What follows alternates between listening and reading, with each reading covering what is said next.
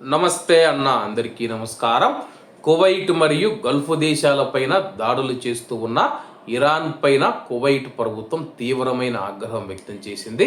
వివరాల్లోకి వెళితే, కువైట్ మరియు ఇతర గల్ఫ్ దేశాలను లక్ష్యం చేసుకొని ఇరాన్ దాడులు చేస్తూ ఉన్న నేపథ్యంలో వాటిని కువైట్ ఖండిస్తూ ఉన్నట్లు కువైట్ విదేశాంగ మంత్రి Sheikh Jaber Al Ahmad Al Sabah గారు పునరుద్ఘాటించారు.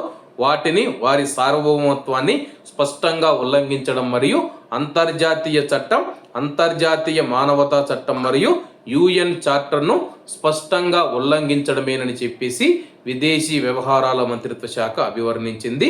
గల్ఫ్ దేశాలు మరియు యూరోపియన్ యూనియన్ యుయు మధ్య వీడియో కాన్ఫరెన్స్ ద్వారా జరిగిన ఈ ప్రాంతంలోని పరిస్థితి యొక్క పరిణామాలు మరియు పరిణామాలను చర్చించడానికి ఉమ్మడి మంత్రివర్గ సమావేశంలో పాల్గొన్న కువైట్ ప్రతినిధి బృందానికి మంత్రి గారు నాయకత్వం వహించి ప్రసంగంలో ఈ విషయాన్ని తెలియజేశారు. ఐక్యరాజ్య సమితి చార్టర్లోని ఆర్టికల్ 51 ఆధారంగా తనను తాను రక్షించుకునే హక్కును కువైట్ కట్టుబడి ఉంది మరియు కువైట్ దేశ సార్వభౌమత్వాన్ని కాపాడుకోవడానికి, దాని భూభాగాన్ని రక్షించుకోవడానికి మరియు కువైట్లోని కువైటీ పౌరులు మరియు ప్రవాసుల భద్రతను నిర్ధారించడానికి అవసరమైన అన్ని చర్యలు తీసుకుంటుందని చెప్పి ఆయన ధృవీకరించారు.